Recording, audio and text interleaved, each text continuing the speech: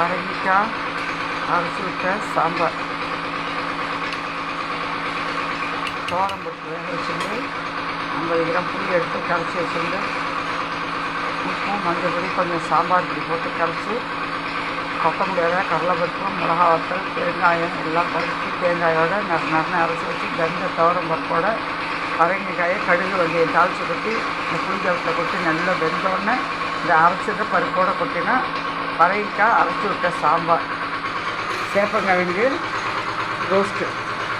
சேப்பங்கிழங்கு வேக வச்சு உரித்து வெட்டி எடுத்து கடுகு, கடலைப்பருப்பு, உளுத்தம்பருப்பு தாளித்து கொட்டி மஞ்சள் பொடி போட்டு பெருங்காயப்பொடி போட்டு நல்லா சூடாக வதங்கினோன்னா 2 கார்ன்ஃப்ளவர் மாவோ இல்லை கடலை மாவோ தூவி இது பண்ணோம்னா நல்லா ரோஸ்ட் ஆகிடும். இது சேப்பங்கிழங்கு பொரியல் பரங்கிக்காய் சாம்பார். இதுமாரி பண்ணி சாப்பிட்டு பாருங்கள், ரொம்ப நல்லாயிருக்கும். தேங்க்யூ.